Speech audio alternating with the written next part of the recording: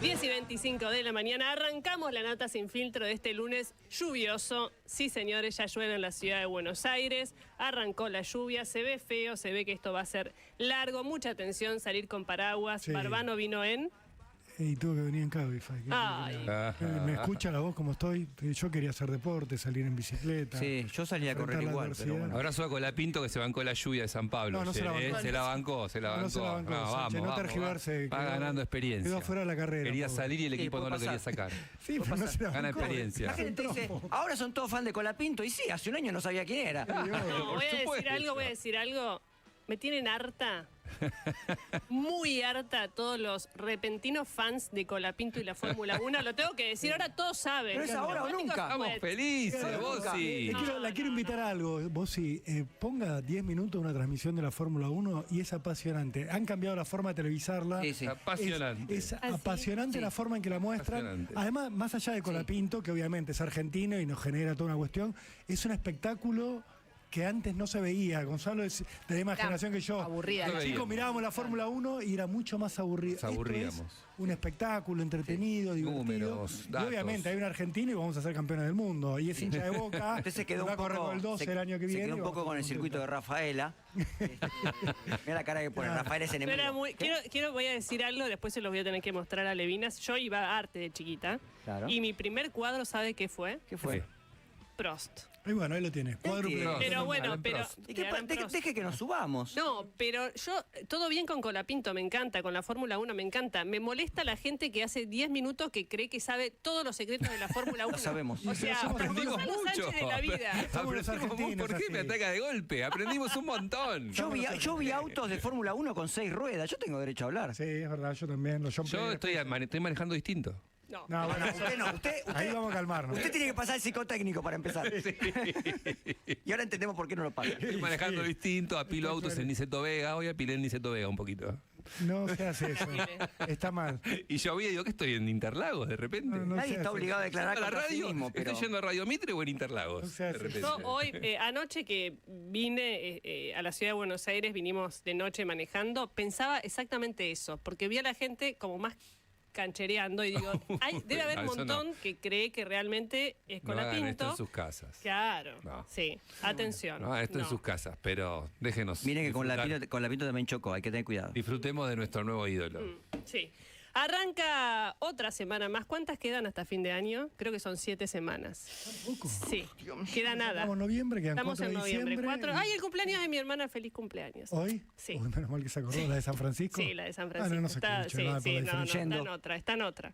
Está completamente en otra, pero falta poco para fin de año y quedan varios temas en el Congreso de la Nación. Arranca una gran discusión. Me voy a corregir, no arranca una gran discusión, porque hay muchos legisladores que se fueron a Estados Unidos a cubrir, a ser veedores de las elecciones presidenciales, y es por eso que hay distintos proyectos que tienen que ser tratados esta semana en comisión, algunos para dictaminar, y no lo están consiguiendo porque diputados y senadores se fueron a la elección en Estados Unidos. Ya que sesionaron tan poco, estaba haciendo la cuenta del Senado, 4 sesiones hubo.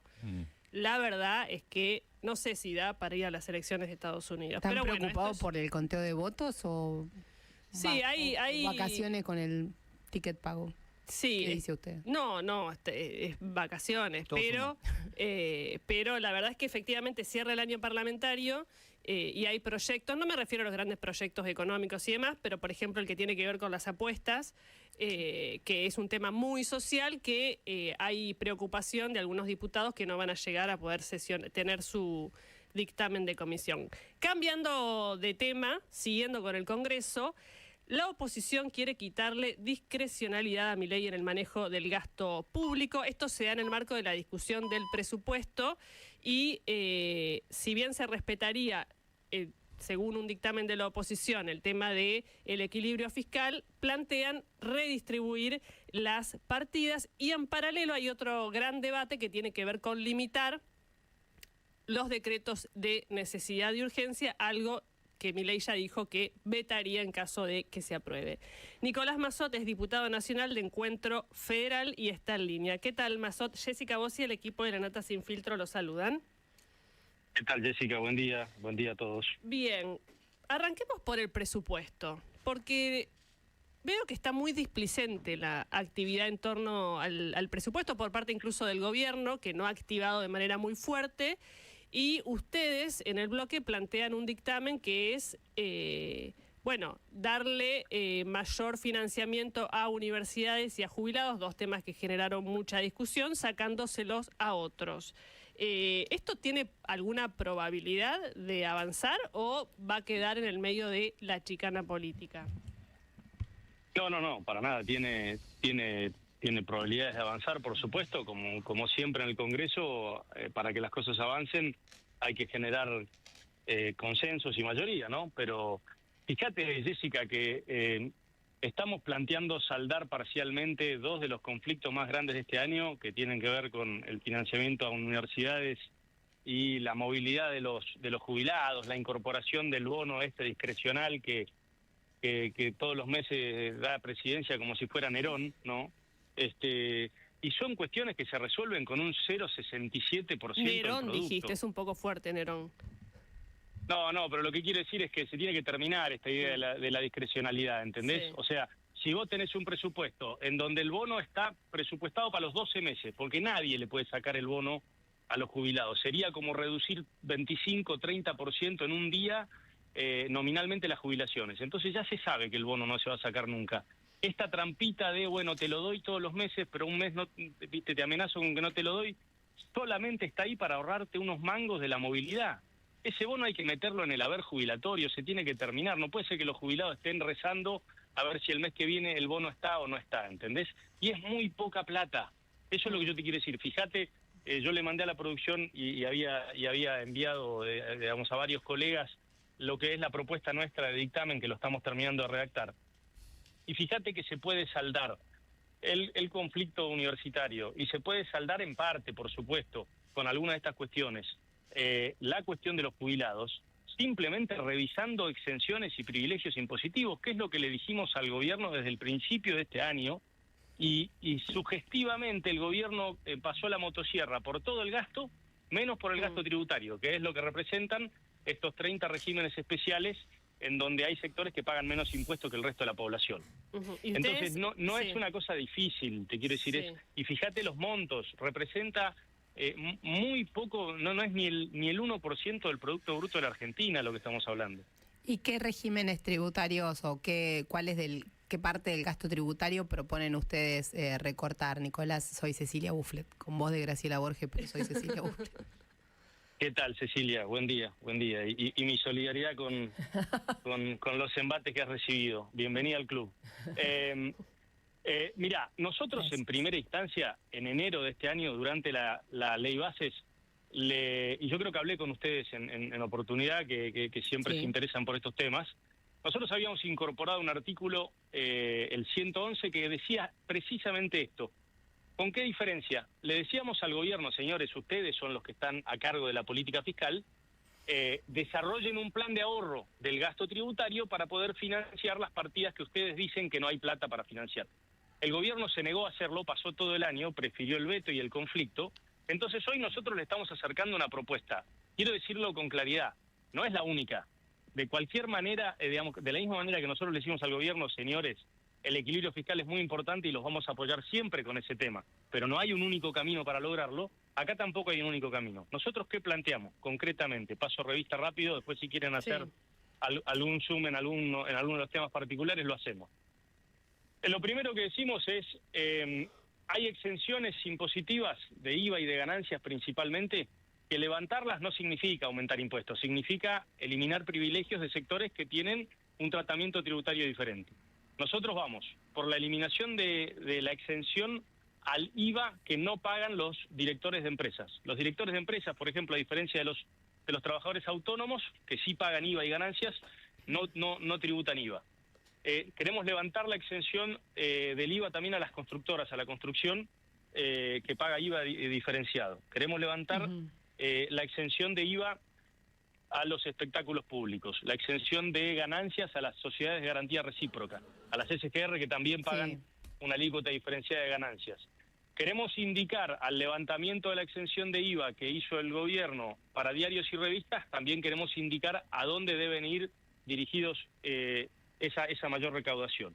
Pasando a la AFIP, que es otra cuestión que el gobierno anunció rimbombantemente, pero no dijo nada, prácticamente nada, respecto de cómo iba a modificar un sistema de recaudación que tiene la AFIP, que es tomar el 1,9% de la recaudación de nación y provincias, es decir, de la masa coparticipable, para fondearse. Algo importante que hay que destacar es que a veces, no solamente la AFIP tiene los salarios más altos del sector público y probablemente esté entre los más altos del sector público más privado de la Argentina, sino que además, para que tengan claro, por ejemplo, el Tesoro Nacional muchas veces le coloca letras a la AFIP para chuparle el excedente de pesos que le queda por este mecanismo de financiación por el cual ni siquiera llega a gastarse toda la plata la AFIP en los altos salarios. Sí, pasa lo mismo con el Banco Nación, con muchos organismos públicos. Exactamente. Y nosotros lo que estamos planteando es llevar ese porcentaje de la recaudación a lo que hemos constatado que cuestan los sistemas de recaudación en toda la región y en muchos países de la OCDE, que ahora, no supera nunca el 1,5%. Nicolás, te quiero hacer un punto acá, y es el siguiente. ¿Hay alguna negociación, alguna conversación en marcha? ¿O está cada uno haciendo su planteo? Porque también es cierto que, si bien hay un sector del gobierno que dice si queremos el presupuesto porque es una señal de institucionalidad, sería que se prorrogue por segunda vez consecutiva, no ha pasado. Pero también es cierto que Milei dice, bueno, pues hago otra prórroga y listo, lo manejo como yo quiero. Por eso te pregunto, ¿hay una negociación? Mira, dos cosas. Sí, hay una conversación incipiente. Sí. En esto es muy importante la posición que vaya a tomar el PRO, que en algunos casos está empezando a decir que muchas de estas cuestiones las acompañaría. ¿Por qué? Y porque la estrategia que ha montado Milei, que es virtualmente desconocer, digamos, la voluntad del Congreso y vetar o decretar, amparado en una minoría de un tercio de la Cámara, depende exclusivamente del PRO. Entonces es muy relevante lo que haga respecto de toda esta estrategia de reasignación de partidas con jubilados y universidades, como también de otra parte de la propuesta de reforma que tiene que ver con los dineros de las cajas provinciales de jubilación o de los fondos de incentivo docente o de la obra pública provincial o de los subsidios al transporte que el gobierno nacional se está apropiando sin ejecutar. Pero lo segundo que te quiero decir antes de ir a eso, si interesa, respecto de lo que vos me preguntás de la negociación y de la posibilidad de que se prorrogue el presupuesto, es que este debate tiene que estar íntimamente ligado con el otro que vos mencionabas en tu introducción, que tiene que ver con la reforma de la ley de DNU. ¿Por qué te digo esto? Porque como vos bien decís, esta puede ser la primera vez que se prorrogue 2 años seguidos un presupuesto, no lo hizo nadie, pero ¿por qué prorrogar un presupuesto es tan fácil? Bueno, porque sacar DNUs es más fácil todavía. Entonces, ¿qué es lo que pasa? Imagínate que si Milei prorroga un presupuesto 2 años seguidos, después de haber acumulado 300% de inflación en estos 2 años, lo más probable es que los techos presupuestarios de cualquier partida se le agoten en marzo o abril. Y después lo que empezamos a ver durante todo el año es cómo el Ejecutivo, a decreto de necesidad y urgencia permanentemente, modifica partidas o amplía techos. Entonces, ¿por qué te digo que lo tenés que leer junto? Porque el mensaje que nosotros estamos tratando de dar es, señores, nunca hubo un abuso semejante de 2 recursos que deberían ser extraordinarios. Uno que nunca lo fue. La verdad, no hay que ser necio ni tampoco pensar que nacimos ayer. Todos los gobiernos han abusado de los decretos de necesidad y urgencia. Ahora, la combinación de decretos de necesidad y urgencia con vetos a leyes que obtiene el Congreso, eso sí que no pasó nunca. Sí. Es decir, acá el veto te es una pongo el herramienta contexto constitucional que es extraordinaria. Sí, te pongo el contexto que se sabía que es un presidente con escasísima representación parlamentaria y que lo obliga a negociar, no quiere negociar, entonces recurre a DNU y a veto. Ahora, Milei tiene una lista. Y en esa lista te pone a vos, lo pone a Monzó, a Pichetto, a Lustó, a Larreta, y dice que todos quieren hacer una especie de golpe. Son destituyentes. Básicamente, lo digo así porque es la verdad. No, sí, perdón, obvio, pero obvio. El tema de las jubilaciones y después lo del financiamiento universitario, vio detrás de eso un intento de voltearlo. Esto lo quiero decir claramente. Es lo que ve el presidente. Sí, vos estás en esa lista. Bueno, Milei nos dice que ve muchas cosas que sabemos que no pasan. Digamos, si nosotros nos vamos a tener a los dichos del presidente, bueno, probablemente tenemos que ir cambiando toda la semana. También Milei dijo que iba a levantar el cepo cuando en la campaña decía que tenía por chat 2 fondos de afuera que le iban a poner 15.000 millones de dólares. Hace 3 meses dijo que iba a levantar el cepo cuando el crawling peg convergiera con la inflación. Hace 3 semanas dijo que iba a levantar el cepo cuando, entre comillas, alguien le ponga la plata. Milei dice cosas toda la semana que se contradicen en sí mismas. A mí me parece que nos tenemos que alejar de las listas. También hay listas de difamación de periodistas, hay listas de difamación de empresarios, hay listas de difamación de sindicalistas, y después hay listas del perdón, ¿no? Porque cuando Franco y Scioli pegan una vuelta a Carnero y se transforman, digamos, de la casta del kirchnerismo, de empleados del kirchnerismo, a ser los más nobles mileístas, dejan de ser casta y empiezan a ser héroes, ¿no? El que vota con él es un héroe, el que vota en contra de él, por más que sea con una semana de diferencia, es un traidor a la patria. Digo, me parece que esta paranoia es una de las peores cosas que tiene el presidente y no le tenemos que dar demasiada cabida. Acá lo que hay que darle cabida es a la realidad económica y a la actividad económica de la Argentina, que por supuesto creemos que tiene que ser acompañada de un ordenamiento macroeconómico con equilibrio fiscal, pero que hay que empezar a observar quiénes son los ganadores y los perdedores de todo este plan. Y hay que tratar de poner un poco de equilibrio. Cuando nosotros decimos que se puede pagarle a los jubilados con el bono incorporado al haber y el 8% retroactivo que se les manoteó de enero de este año, estamos diciendo cómo pagarlo, y es fácil, y es poca plata. Quiero decir, si no se quiere avanzar es porque no hay voluntad de hacerlo. Ya antes era porque no había plata. Ahora que le marcamos estrictamente, taxativamente y bien calculado de qué forma se puede financiar, si se quiere seguir vetando o rechazando eso, bueno, es porque efectivamente hay otras prioridades.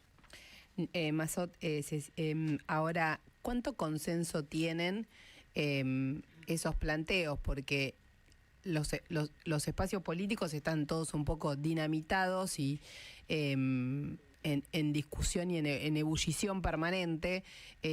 ¿Cuánto consenso hay, por ejemplo, para avanzar con la modificación del tema del peso de los vetos o con la modificación del gasto tributario?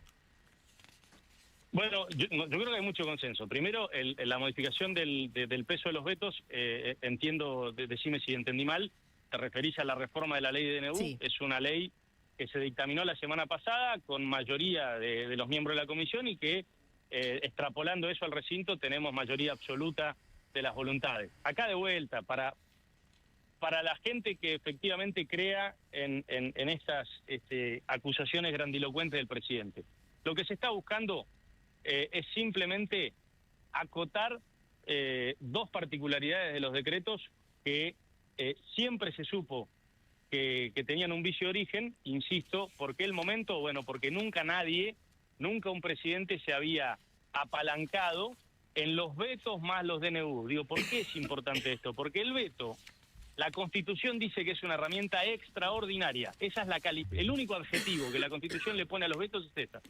Si vos vetás las 3 únicas leyes que salieron los últimos 45 días, de extraordinario no tiene absolutamente nada. Lo que estás montando es un conflicto entre poderes. Y la Constitución dice que es una ley del Congreso la que va a determinar de qué manera funcionan los DNUs. De manera que si el presidente avanza con la amenaza del veto ante el caso de que esas reglas de juego se modifiquen, ya no va a estar vetando simplemente una reasignación de partidas como pudo haber sido en el conflicto universitario. Va a estar vetando las propias reglas de juego que le aplican a él. De manera que yo creo que este veto tiene una calidad, una naturaleza distinta que va a ameritar que el tercer poder del Estado, el Poder Judicial, intervenga en este conflicto entre poderes. No es nada grave lo que le estamos proponiendo cambiar. Lo único que estamos diciendo es que los DNU, para poder transformarse en ley, tengan que tener la aprobación de las 2 cámaras, o el rechazo de una sola alcance para que ya no sean ley, como cualquier otra ley. Sí. Entonces, eso... lo único que le puede producir a Milei es algo que a él le da urticaria, pero que es que simplemente tenga que sentarse con los otros espacios que fueron votados en la misma elección que él para tratar de establecer políticas de largo plazo como hacen los países que funcionan, ¿no? Mal que le pese a Scioli, el premio Nobel no se lo dieron a Milei, se lo dieron a 3 personas con un poquito más de mérito que dijeron que el factor más importante en el desarrollo económico de los países es la estabilidad institucional. Entonces se trata un poquito de eso. Hasta Mauricio Macri está pidiendo eso. Hablando de Mauricio Macri, ¿hay alguna línea de conversación? Porque me dijeron que hará un mes habló con Emilio Monzó, que es alguien muy cercano a vos. Sí, hay permanente conversación tanto con él como con Cristian Ritondo, con Luciano Laspina. o con muchos miembros relevantes del bloque del PRO y gente con la cual nosotros compartimos muchísimos años. Por supuesto que la hay conversaciones permanentemente y por eso te decía hace un rato que me parece que lo más relevante en esta etapa final, para entender cuáles de estas cuestiones que sí se están conversando y que sí son probables de avance, lo más importante va a ser la postura que tome el PRO, que es el único aliado estable que tiene el gobierno en esta estrategia no de buscar mayorías para establecer políticas de Estado, sino establecer minorías para defender vetos. Gracias, Nicolás, por la comunicación. Nicolás Massot, diputado nacional de Encuentro Federal, hablando de estos dos temas que son muy sensibles para el gobierno. Por un lado, el presupuesto 2025, que como están dadas las cosas, está todavía en veremos. No le han dado un fuerte impulso como para cerrar. Se puede gobernar sin presupuesto, ¿no? Sí, lo vienen haciendo. Es un escenario inédito, pero con Milei estamos viviendo escenarios inéditos todo el tiempo. Es cierto inédito que no por es el una doble año. Sí, inédito porque nunca se prorrogó dos veces consecutivas. Es cierto que es una señal de gobernabilidad si vos podés lograr la aprobación de un presupuesto. Es bueno para robustecer la gobernabilidad. Porque implica que otros partidos políticos están aceptando básicamente el eje de la disciplina o del equilibrio fiscal y de la propuesta económica que hace el gobierno. Esto es así, más allá de que el gobierno lo relativice y diga, prorrogo y gobierno como quiero, reasigno las partidas como puedo. Ahora, si avanzan con la limitación de los decretos de necesidad y urgencia, que no es una cuestión menor, porque este gobierno hizo muchos DNU y sobre todo el primero que fue fundamental, que es el de diciembre, donde hizo cambios estructurales a través 70. De un decreto. Sí, claro. El decreto 70, el DNU 70. Si eso lo limitan, exponen a Milei a un veto. Claro. Y otra vez juntar un tercio de los votos para resistir ese veto. Es decir, es una situación que es el cuento de la buena pipa que se repite una y otra vez. Claro, pero es un veto sobre normas, como decía recién Massot, que le aplican a sí mismo. Lo cual genera una idea de autocracia bastante como notoria. Pero más allá de eso, yo lo que pensaba es que de acá es una discusión que es corta, porque de acá a las elecciones legislativas del año que viene, ese escenario ya puede volver a cambiar. El escenario de necesitar del decreto. Sí, ¿no? es corta y es un montón. Al mismo tiempo, porque es un año. ¿Por qué? Porque la asunción de los nuevos legisladores va a ser el 10 de diciembre. Entonces, otro del 2025. Claro. Entonces nos falta un año entero. Es un año entero en el que el gobierno supone que el escenario económico va a ser mucho más positivo. Claro. Y están muy envalentonados con eso, pero un año en Argentina es un montón. ¿Qué está haciendo Javier Milei en este momento? ¿Qué? Está dándole una entrevista a Yuyito. Sí. Hermoso momento. Parece que pidió que estuviera vacío el estudio, ¿no? Sí. No hubiera nadie. Se van a poner celosos los periodistas que lo entrevistan siempre. Ella es animadora, es la novia, es todo, ¿no? Sí. Dijo que era muy lindo, que cumplió con su promesa de llegar de nuevo al estudio siendo presidente. Porque esta entrevista se había dado el 4 de noviembre del año pasado, con voces 4 de noviembre cada media hora. Y llegó... El tema de Chano. Sí, claro, la melodía de Dios, por favor. Sí. Pero le dijo, voy a volver como presidente. Y cumplió. Le dijo, ¿viste que cumplí? Y eso que no te pude dictar las preguntas anoche porque no estuve con vos, le dijo. Ay. Bueno, fue un momento, no sé, tierno. ¿Cómo lo describo, García? Lo de la última frase no parecía tierna, parecía otra cosa. A ver, escuchemos algo de lo que dijo Javier Milei con Yuyito. Y yo había definido que mi alineamiento en el mundo era con Estados Unidos y con Israel. Y vos no podés ir a una votación donde todos los países quedan de un lado, Estados Unidos e Israel quedan del otro, y nosotros teníamos que estar ahí, no del otro lado. No solo que eso le costó el puesto a la canciller Mondino, sino que en este momento estamos haciendo todo un trabajo donde todos los responsables de esto van a ser sumariados y echados. Yo entiendo que ellos estén enamorados de la burocracia internacional y claro, viven una vida parasitaria y creen que 170, 200 tipos pueden manejarle la vida a 8.000 millones, y lo cual a mí me parece una locura. Pero bueno, eso es la agenda woke dentro de la Agenda 2030 o el Pacto 2045, que es avanzar sobre las libertades individuales y que un conjunto de imbéciles fatalmente arrogantes que se creen que le pueden manejar la vida al resto O sea, eso yo no lo voy a permitir. Entiendo que mucha gente de la Cancillería está enamorada con ese tipo de cosas por el rol que les da, pero la verdad es que si quieren manejar un país, digo, que vayan y ganen las elecciones. Bueno, ahí contando el despido de Diana Mondino, que fue imperdonable el error de la canciller y que eso le costó el puesto en 30 minutos, y apoyando esta idea de, bueno, hacer auditorías, que es difícil de explicar qué tipo de examen le van a hacer a los diplomáticos respecto de su pensamiento o lo que pueden, no sé, imagino un multiple choice. ¿Usted es comunista, capitalista? Es raro. Stalin, ¿vot sí o vot no? Sí. Sería, ¿no? Ahí bot sí tienen que poner. Sí. Y sí, porque este método... Esa es con trampa. Esa Sí. viene Esa con trampa. Esa es Pregunta con trampa. capciosa. Esa es con trampa. Depende de qué, claro. Sí, ¿qué es lo que va a pasar en Cancillería? ¿Qué? Primero tiene que asumir, que todavía no lo ha hecho, Gerardo Huerten, pero ya se saben los planes, porque los planes los hizo otro aparentemente, porque si no, no deberíamos ya saber tan anticipadamente los planes. Por un lado van a ir con la motosierra, hay que ver hasta dónde pueden meter la motosierra, por qué lugares y Más por qué tijerita no. que motosierra, vos sí. ¿Usted quiere que la saquen a pasear de nuevo? No, Ah. pero voy a decir siempre la verdad. Ese programa, Sí. después se lo cuento. Sí, entonces por un lado está el Después le tema cuento como lo de de la tijerita. motosierra y por otro lado quieren de alguna manera completar esta idea de hacer auditorías porque para Milei quienes recomendaron el voto, la posición argentina respecto del embargo a Cuba son traidores a la patria. Lo dijo con Yuyito, o sea, lo dijo con todas las letras. Es difícil la situación porque se abre un frente con todo el cuerpo diplomático de la Argentina que actúa, son burócratas, es cierto, y que a medida que cambia el presidente deben responder al presidente.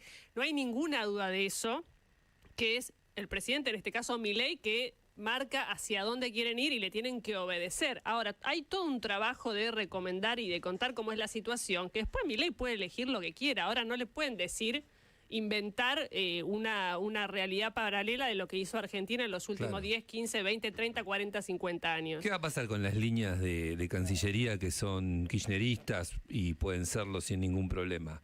¿Qué va a pasar con...? Hay como una gran...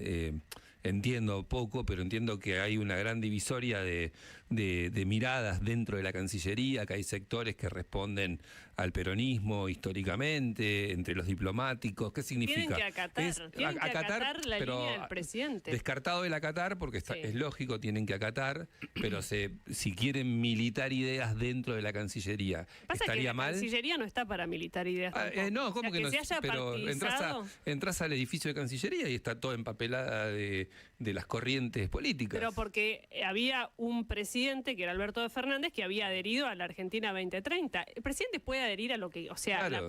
marca la política exterior. Correcto. Lo que yo estoy Claro, no planteando estaba es adherido que vos no puedes ser sommelier de lo que piensa Claro. el 100% diplomático no. A, B, C o Particular. D, porque es un profesional que tiene un rol técnico. Claro, No pero debería... ¿qué va a pasar si hay libre discusión de ideas dentro de la Cancillería? No importa, el rumbo es el rumbo, se Sí. va detrás del rumbo, pero que vos Es que la impedís... Cancillería no es una libre discusión de ideas, es un cuerpo pero diplomático todos que los no ministerios funciona tienen así. eso. No hay ningún ministerio que no tenga... Que vos no entres y no veas las diferentes miradas. Igual vos estás diciendo que estaba empapelado de diferentes miradas y probablemente estaba empapelado de una sola mirada. No lo sé. No, yo digo que vos entras a cualquier ministerio y ves Una los sola gremios, mirada. ves los gremios, ves los... Bueno... Ay, pero una cosa es que tengan su propia ideología y otra cosa es que boicoteen al gobierno. Claro, Exactamente. son dos posiciones Estoy en eso, distintas, estoy claro, pensando eso es. Pensá en Telam durante el gobierno de Macri. No, estoy diciendo, si boicotear está mal, digo, pero vos no puedes impedir que haya discusión naturalmente. No, pero además, ¿qué vas que a alguien se hacer? identifique con O algo. sea, llegaste con la bandera de correr la militancia de los roles técnicos y Claro. lo que estás planteando es que hay que cambiarla por otra militancia. No, la claro. militancia Bueno, eso sobre tu color. propone el Gordo Dam, Sí, está diciendo que hay que hacer selección ideológica, sí. ¿no? Está diciendo eso, Un que poquito no se impactante. puede elegir, que hay que elegir a los que piensan igual, porque si no, no funciona. Malísimo. Bueno, Malísimo, ¿qué Aparte, más ya se dijo? hizo, ya se hizo y no funcionó. ¿Qué más dijo? No sé si tenemos algo más de lo que dijo Sí, ahora Javier Milei, están recortando. o lo hacemos en un ratito. Lo hacemos en un ratito, pero te tiro otro. Dijo, tenemos el Club de la Ópera los domingos a la noche. También. Ah, claro, El Club sí. de la Ópera, donde hay selectos periodistas que son invitados. El profe de Pablo. Claro, el profe de Pablo también, pero hay periodistas que se van sumando, exactamente, y los domingos a la noche escuchan ópera. Vamos a ir teniendo recortes a medida de que vaya sucediendo la historia. Yuyito quiso empezar a hablar rápidamente y él le dijo lo siguiente: tranquila, tenemos 2 horas. No nos apuremos, tenemos tiempo para hablar, vamos a hablar. Y ahí es donde le dijo, estás con todo, estás picante, menos mal que no dormimos anoche, que no te puede dictar las preguntas. Sí, antes de ir al info tenemos un audio más en el que masacra a Martín Lustó. Nadie quiere que los roben, o sea, todos valoran la universidad pública, pero no quieren que los roben.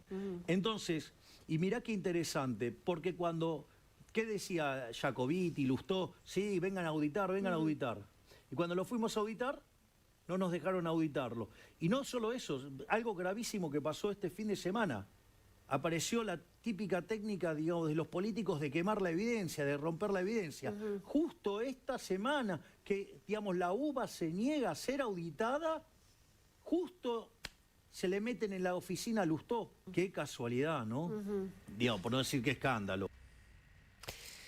Bien, hace referencia al episodio muy extraño que ocurrió. En realidad no es la oficina de Lustó, es la sede de la Unión Cívica Radical que hoy ocupa, porque es presidente, Martín Lustó. Aparentemente no se llevaron nada, con lo cual uno debería interpretar eso como una especie de mensaje. Lo que hace Milei es decir, bueno, no, estos querían quemar evidencia del tema de la UBA. Uno, si solo ve las pruebas, es muy tirado de los pelos afirmar algo así. Porque además es un gobierno que ha puesto muy, digamos, que ha marcado como una alerta muy alta ante episodios en los que se ha sentido amenazado. No sé, recuerdo el episodio de un perro que hizo saltar unas alarmas en una casa de Sandra Petovelo. Me parece que es un poco una vara muy distinta para una cosa y para la otra, y una falta de respeto, ¿no? Sí, hay que ver, por supuesto, qué es lo que dice la investigación sobre este episodio en el partido, que es raro. Es extraño, igual Milei debería entender algo, no es una persona común hablando, es el presidente de la nación. Digo, porque a veces nos olvidamos y en redes y hay cierto sector del periodismo que impulsa la idea de que Milei puede decir lo que le parece. Milei, al tener a cargo el Ministerio de Seguridad y el poder de policía, cuando se expide sobre un hecho que tiene que ver con la seguridad de otra persona, sea quien sea Lustó o sea el de la esquina, tiene que hablar con la responsabilidad de quien tiene a cargo fuerzas de seguridad que investigan ese tipo de delitos y que tiene que respetar lo que hace el Poder Judicial, que es el que en última instancia tiene a cargo la investigación. Por eso digo que más allá de lo que nos parece que realmente que ponga en tela de juicio qué fue lo que ocurrió realmente en las oficinas de Lustó, que no lo sabemos realmente, no sabemos de qué corte. Él no puede opinar porque no es un ciudadano común. La verdad es que no es un ciudadano común, no puede opinar sobre un hecho que está sospechado de ser o un apriete o un hecho de inseguridad, pero no puede opinar como si fuera un militante político, puede ser presidente de la nación. Y me parece que muchas veces nos olvidamos de esto. Cuando él habla o habla de particulares o habla de artistas o lo que sea, es el presidente de la nación, debería tener otra responsabilidad, sobre todo con un tema tan delicado como este. Del que se sabe poco. Se sabe más allá poco. De que hay imágenes, no se sabe nada en cuanto a quiénes eran y qué fueron a hacer realmente. O sea, que el hecho existió. Lo que no sabemos es qué contenido ideológico hay detrás, si es que lo tiene. Quizás es un hecho de inseguridad. Tiendo a pensar que no, pero sí. ¿Sabés lo que se me viene a la mente? El tema del ataque a la rural. También. Que pasó hace un tiempo, un episodio totalmente extraño, de lo que después mucho, capaz que se sabe que... No se esclareció. No se esclareció. No, muchas veces quedan en nada estos episodios. Pero tendría que decir, no vamos a parar hasta resolver Ese es el tema. Uno espera esa definición del presidente. No que opine. No, claro. No que opine como opinamos, como vamos a opinar nosotros, que nos vamos poniendo campaña. Por lo que vamos recogiendo de los investigadores. Digo, la opinión de un presidente sobre un hecho pesa y mucho. Y aparte está esto, es un hecho. O sea, en algún punto no es opinable. Vos para hacer algún tipo de bajada sobre lo que ocurrió tenés que tener información concreta. Bueno, mirá, detuvimos a este que está alineado con este o que está vinculado con alguna línea de la militancia de Lustó y puede ser un autoatentado. Bueno, si lo es, debería tener evidencia, porque son hechos estos, situaciones que ocurrieron de las cuales todavía no se sabe mucho. 11 de la mañana. Estamos hablando ya hace bastante tiempo de las elecciones en Estados Unidos que tuvieron capítulos de novela. porque primero arrancó con Biden como candidato, se baja Biden, Kamala Harris, después hubo un intento de asesinato de Donald Trump. En ese momento parecía que arrasaba Trump. Después se volvió más pareja la discusión y mañana finalmente Estados Unidos elige entre Kamala o Trump. ¿Y qué puede pasar según quien gane con Argentina? Hay muchas dudas, hay muchas preguntas y hoy nos visita, hablamos con él muchas veces por teléfono, pero ahora personalmente, Javier Timerman, analista financiero en Wall Street. ¿Cómo estás? ¿Qué tal? ¿Cómo están? Gracias por invitarme. Bien. Antes te preguntaba fuera del aire si a propósito no querías estar presente en Estados Unidos para las elecciones. ¿Cómo ves todo el proceso electoral? No, es un proceso electoral muy decadente en cierto sentido y también decadente respecto a otros procesos electorales. Yo me acuerdo, recién se me vino a la imagen, en el año 75, yo era chico y estábamos visitando Estados Unidos con mi familia y justo fue enero cuando los presidentes van al Congreso a dar su estado de la nación. Y hablaba Gerald Ford, que era el presidente en ese momento. Y me acuerdo que mi padre decía, qué mediocre, qué mediocridad. Y yo pienso en esos momentos y digo, la puta, ¿cómo hemos caído, no? Realmente uno sentía admiración por la política americana cuando estaban desde Ronald Reagan, bueno, Jimmy Carter para mí, Bill Clinton. Había discusiones realmente serias y había una modalidad política que muy madura respecto a cómo interactuaban los políticos entre ellos, la gente que los apoyaba, etcétera. Hoy hay una situación no solo de políticos que no están a la altura de las circunstancias, pero sino una guerra muy violenta entre los candidatos, entre los partidos políticos, exacerbando una grieta que a mi juicio le hace mal a las democracias del mundo, porque Estados Unidos tiene influencia sobre lo que pasa en otros países, y si en Estados Unidos el debate tiene este tipo de violencia, impacta también en lo que pasa en otros países que miran a Estados Unidos con cierta admiración por su trayectoria democrática. Y esta degradación que ves en la campaña hoy por hoy, ¿crees que es producto de qué? Y si se da en todos lados, ¿es una degradación de la sociedad, de los empresarios? ¿Es general? ¿O lo ves particularmente en la política en Estados Unidos? No, yo justamente no lo veo en otros aspectos de la sociedad americana. Yo soy un gran admirador de la sociedad americana. Yo he estudiado en Estados Unidos, he trabajado en Estados Unidos, he criado hijos, mis hijos en Estados Unidos, he vivido prácticamente toda mi vida y siempre noté las formas. Las formas son muy importantes para los americanos y también he sido, en mi trabajo como jefe, como director de un banco de inversión, tenía mucha gente a cargo y siempre me inculcaron mis superiores la necesidad de tener una relación muy humana con la gente, la relación personal con los empleados. Eso para los americanos siempre fue muy valioso y se rompió en la política. Yo creo que se rompió principalmente por el estilo de Trump, que lo llevó a un extremo. Cuando él hacía, por ejemplo, en la campaña del 2016, empezó como un chiste su llegada a la política, pero de repente sus debates dentro del Partido Republicano tenían muchísimo rating porque ofendía a las minorías, decía malas palabras, se burlaba de gente con discapacidades, y uno pensaba, bueno, esto lo va a descalificar como candidato, pero no. Había una insatisfacción por parte del electorado que sintió en este discurso agresivo un atractivo. Y yo creo que mucho también tiene que ver con las redes sociales, con el hecho de que la información circula más rápido, etcétera. No sé bien lo que es, por suerte no lo veo. La sociedad americana es una sociedad, la economía americana es una economía muy particular y no veo que esto esté pasando, este nivel de agresividad esté llegando a otros sectores de la sociedad. Pero es preocupante que ocurra en la política. Sí. Y Javier, esa referencia de Trump adentro del Partido Republicano, ¿cambió también o tiñó parte del Partido Republicano? ¿O es una isla adentro de ese espacio? No, lo que pasa que el Partido Republicano fue dejando de lado muchas de las ideas que tenía en su momento Ronald Reagan, digamos. Yo creo que hoy en día Ronald Reagan sería una especie de demócrata moderado. Sí. Y sin embargo... Un tibio. Y cuando fue elegido en el año 80, fue tal vez el político más de derecha que se eligió en Estados Unidos.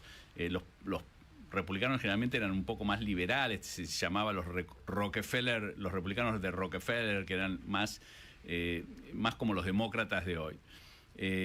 Y creo que él fue llevando el partido a una derechización donde, aunque se vaya Trump y cambien los modales, va a quedar mucho de esa retórica antiminorías, antiderechos, antimigrantes, que creo que está muy arraigado ya en las políticas del Partido Republicano. Así que para mí lo de Trump es de alguna manera una situación que va a quedar marcada en la política americana como un cambio importante. Y yo creo que eso también hace llevar a los demócratas a, de alguna manera, también volcarse a políticas que son más, no quiero decir de izquierda, ¿no? Pero más... no tan parte del consenso americano que siempre hubo entre republicanos y demócratas. Se polarizan. Se polarizó mucho. Y si tuvieras que hacer una breve síntesis en términos económicos, ¿qué significa cada uno? Y si, no sé si existe Wall Street quiere a tal, pero ¿cuál es el que hoy aparece para lo que uno puede decir Wall Street o los mercados o los hombres de negocios o el mundo de los negocios? ¿A quién preferiría? Mira, yo en todas las elecciones que yo llegué a Estados Unidos en el año 82. Cuando yo llegué, es curioso, cuando yo llegué a Estados Unidos era el año 82 y Ronald Reagan era presidente, yo llegué en agosto y en noviembre hubo las elecciones de mitad de término de Ronald Reagan. El país estaba en una recesión absoluta y esas elecciones las perdió Reagan de manera abrumadora. Había pueblos que cerraban, o sea, curioso, empresas que se iban de ciertos pueblos y obligaba a los pueblos a cerrarse. Había una situación muy angustiante y sin embargo después, bueno, la economía repuntó y todos sabemos lo que pasó. Yo creo que para Wall Street siempre, desde ese momento que yo empecé a vivir en Estados Unidos, siempre favoreció el partido republicano por un tema de impositivo. Decían, no, votan como las políticas eran más o menos similares y como no había muchos cambios tampoco en política exterior, decían, voy a votar con mi bolsillo, y votaban a aquellos candidatos que iban a reducir la carga impositiva. Y así fue como Wall Street favoreció principalmente a los candidatos republicanos. Eso no quiere decir que no haya habido demócratas en Wall Street muy prominentes. El secretario del Tesoro de Clinton, Bob Rubin, que fue un extraordinario hombre de Wall Street, que era el chairman de Goldman Sachs, él fue demócrata, y en Goldman Sachs, que es el banco de inversión tal vez más admirado en Estados Unidos, había mucha gente de demócrata, Lloyd Blankfein, que también fue chairman, varios.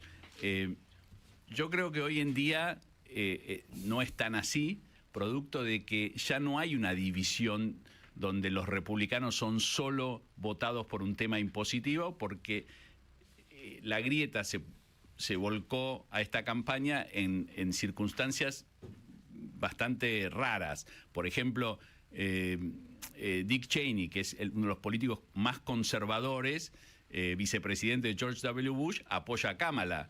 Y uno podría decir, ¿por qué lo apoya? No es por un tema impositivo, sino por un tema de que cree que la democracia está en peligro, etc. Entonces, hoy yo creo que Wall Street está mucho más dividido, no necesariamente favoreciendo a los republicanos. Y creo que también es difícil predecir, es difícil analizar cuáles son las políticas del Partido Republicano, cuáles son las políticas de Kamala, porque dentro de ambos partidos hay todo tipo de visiones y es difícil pensar en cómo va a ser la presidencia de uno o la presidencia de otro. Lo que sí creo es que va a depender también del control del Congreso. Me imagino que Trump va a intentar reducir los impuestos para la mayoría de los americanos, me imagino que Kamala va a intentar no reducirlos y gastar en algunos aspectos del gasto social más de lo que se estaba gastando, y eso va a depender mucho del Congreso. En Estados Unidos no existe el DNU, entonces el Congreso, si el Congreso está en manos del del partido opositor al Poder Ejecutivo, generalmente se paraliza y nada cambia. Claro. ¿Y para Argentina da lo mismo uno u otro? Yo no creo que dé lo mismo, aunque da lo mismo en términos de las cosas que en el día a día le preocupan a los argentinos. Por ejemplo, muchos dicen, no, va a ganar Trump, es muy bueno porque se lleva bien con Milei, porque Elon Musk es amigo de Milei y Elon Musk apoya muy fuerte a Trump, entonces cuando tengamos que negociar con el fondo, todo eso es cierto, pero creo que la burocracia americana es muy amplia como para que ese tipo de situaciones impacten en el día a día inmediatamente. ¿Y a qué me refiero?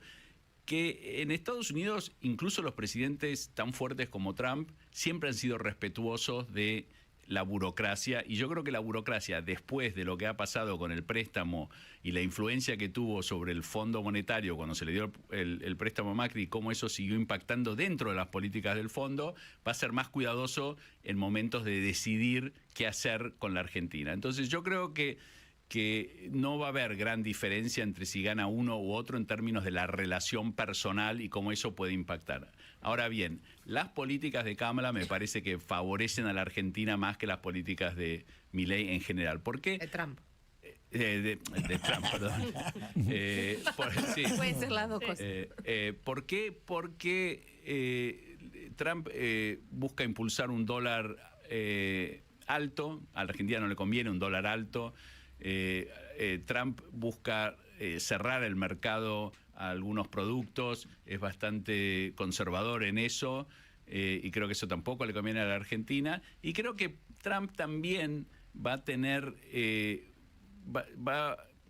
una presidencia de Trump va a terminar enemistada con la Reserva Federal, que es el Banco Central, y creo que la Reserva Federal, ante la precaución de un conflicto con Trump, va a mantener las tasas más altas, va a ser más cuidadoso cuando se trate de bajar las tasas. Entonces, una combinación de dólar fuerte, tasas altas y restricciones comerciales, me parece que la Argentina la perjudican respecto a lo que podría ser una administración de Kamala.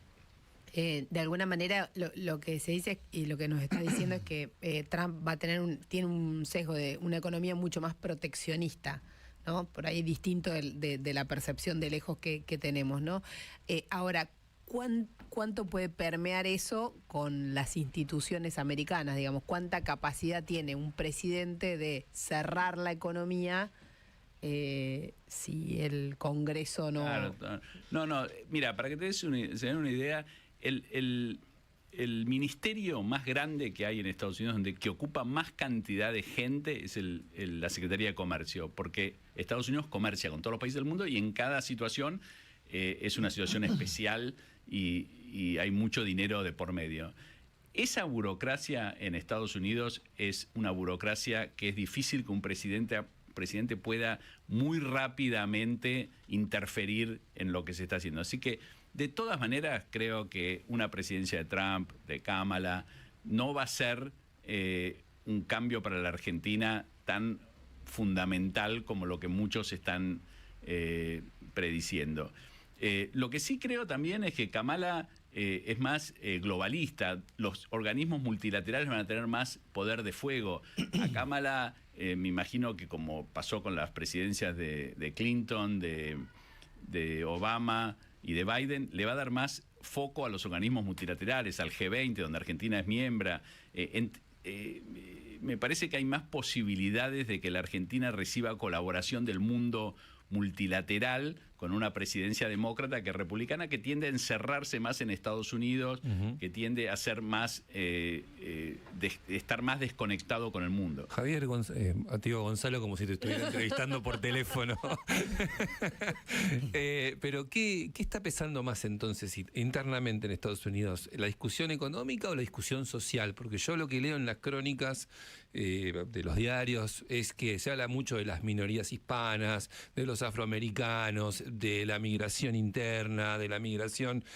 Veo que hay más discusión por la política social que por lo económico, y me quedé con lo que dijiste recién de que posiblemente no se sepa qué van a hacer en lo económico uno o el otro, todavía nadie lo tiene claro.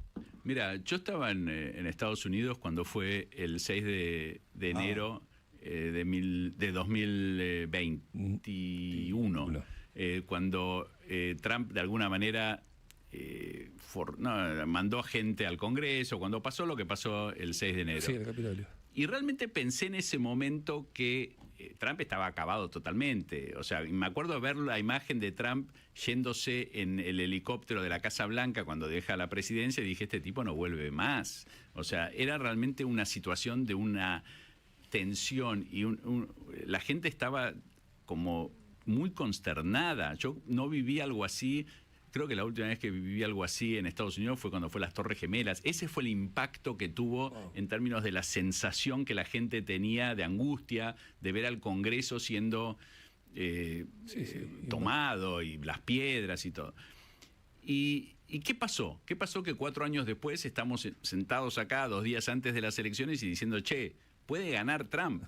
Y creo que es una combinación de cosas. Pero parte es esto de que si bien la inflación bajó, si bien la situación, Estados Unidos creció, si bien Estados Unidos, los mercados están altos, si bien hay una sensación de euforia en los mercados, etcétera, no le llegó a la gente el beneficio de este crecimiento económico después de la pandemia. La inflación causada tal vez por la pandemia dificulta la vida, el día a día de los americanos. Les quedó muy alto el costo de vida. Claro, el costo de vida. Y yo lo veo con mis hijos. O sea, en términos de lo que gastan, lo que salen las cosas, todos los que visitamos Estados Unidos nos damos cuenta. Y creo que eso impacta. Y por eso muchas veces las estadísticas en la economía no funcionan. Porque uno dice, la economía crece, el salario real crece, pero ¿de quién? Porque la gente no está mejor en términos de cuánto le alcanza para vivir. Y creo que eso hoy en día impacta mucho al votante. También el tema el tema social, ¿no? El tema, como vos mencionaste, el hecho de que el Partido Demócrata está tiene muchos grupos dentro del partido que impulsan políticas sociales que son controvertidas para muchos americanos y hay una disputa. No es lo mismo ser americano de Nueva York que ser de Alabama. No. Y bueno, y cada vez es más diferente, cada vez hay más diferencias entre estas dos poblaciones. Pero sin ninguna duda, el hecho económico en esta elección fue lo que le está dando a Trump la posibilidad de volver a ser presidente después de la escandalosa salida que tuvo de la presidencia anterior. Y puede pasar 2 cosas, me quedé pensando, después seguimos un ratito más después del info, pero uno, que puede haber un escenario de no reconocimiento del resultado electoral si pierde Trump. Esto lo están prácticamente diciendo con todas las letras. Y otro, me impresiona que le diga comunista a Kamala. O sea, la palabra comunista en este momento, que no tiene nada que ver, la verdad, se puede haber corrido hacia la izquierda un poco, pero no estamos hablando del comunismo. Sí, no, es lo que mencionás sobre la no reconocimiento. Mirá lo que pasó en el 2000 cuando la elección, yo me acuerdo que me fui a dormir esa noche, Bush lo habían declarado presidente, los canales de televisión, o sea, y me fui a dormir con Bush presidente. Me levanto a la mañana y los canales habían quitado esa decisión de darle por ganada la elección a Bush porque en Florida todavía no se sabía quién había ganado. Bueno, ustedes se acuerdan, pasó todo lo que pasó, la decisión se ganó por muy pocos votos, pero lo interesante no es eso. Lo interesante de esa elección es que había un gran debate legal sobre quién tenía que decidir cuáles eran los votos válidos o los votos no válidos. Los demócratas decían que eso era un tema legal para el estado de Florida decidir qué votos eran los que se debían contar y qué votos no y cómo. Y si eso se mantenía, la Corte Suprema de Justicia del estado de Florida, que había sido nombrada por un gobernador demócrata, consideraba que había muchos votos que debían ser contados que el Estado, la Secretaría de Estado del Estado de Florida no daba por votos buenos, lo estaba cancelando. Entonces, si la legalidad iba por el lado de la Corte Suprema del Estado de Florida, iba a ganar Gore las elecciones.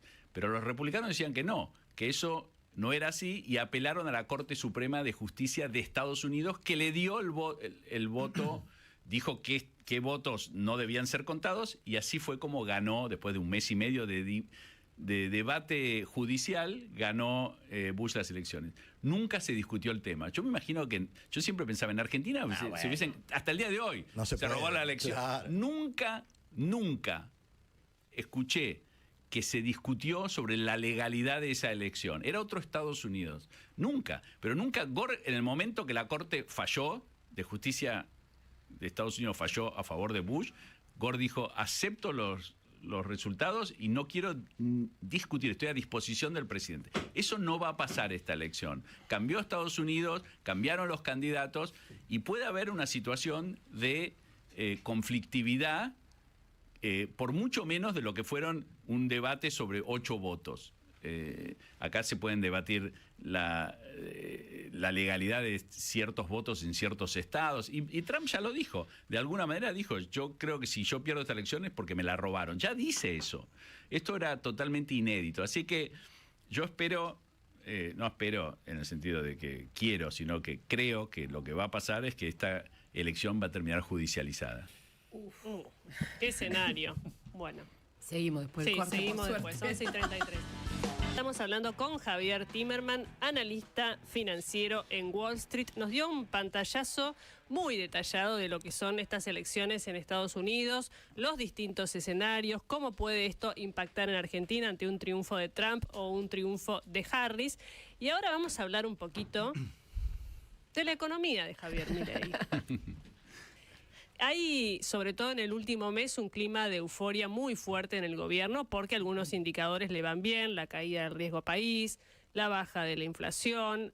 Dicen que a partir de un índice que es el EMAE, que empieza la recuperación económica. ¿Cuál es el análisis que haces vos sobre estos primeros 10 meses de gestión económica de Milei?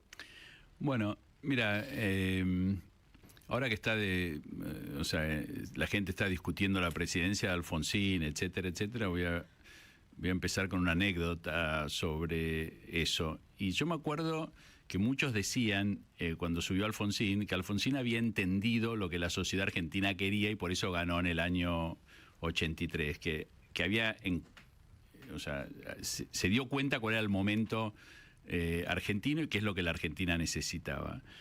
Y creo que Milei, en cierto modo, también se dio cuenta o interpretó mejor que otros lo que los argentinos querían para estas elecciones y para los próximos años. Y que era un cierto ordenamiento de la economía, vivir más tranquilo desde el punto de vista económico, ordenar el Estado ineficiente, terminar con gasto innecesario. Para los argentinos, cuando escuchaban hablar de gasto, siempre les pareció que era innecesario el gasto porque no le mejoraba la situación a la gente, y arrancó su gobierno con un plan económico ortodoxo, típico yo lo viví en Estados Unidos cuando subió Ronald Reagan, de bajar la inflación a través de un fuerte ajuste fiscal. Y a través de ese ajuste fiscal crear las condiciones para que con una baja de inflación se genere inversión, previsibilidad, y de esa manera la economía crezca con inversión genuina y ordenada. Eso es lo que hizo, eso es lo que de alguna manera le fue mejor de lo que esperaban muchos.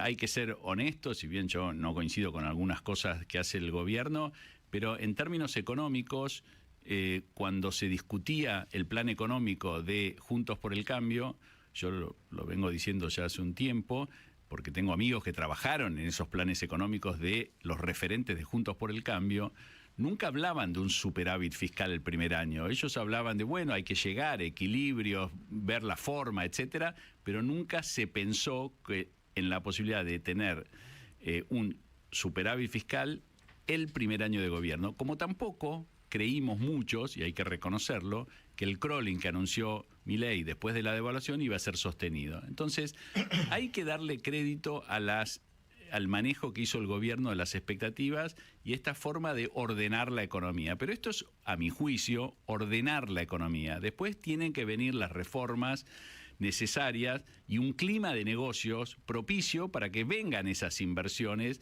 y tomen provecho de este ordenamiento económico. Y para eso se necesita tiempo, se necesita construir credibilidad, que el gobierno la está haciendo, pero se necesita mantener esa credibilidad. Y para que eso ocurra, a mi juicio, se necesita estabilidad, porque lo que Milei logró con éxito es 3 de los pilares que yo creo que se necesitan para que la Argentina crezca de más forma sostenida. Uno es el ajuste fiscal, el superávit fiscal, el ordenar el gasto. Creo que eso lo ha logrado.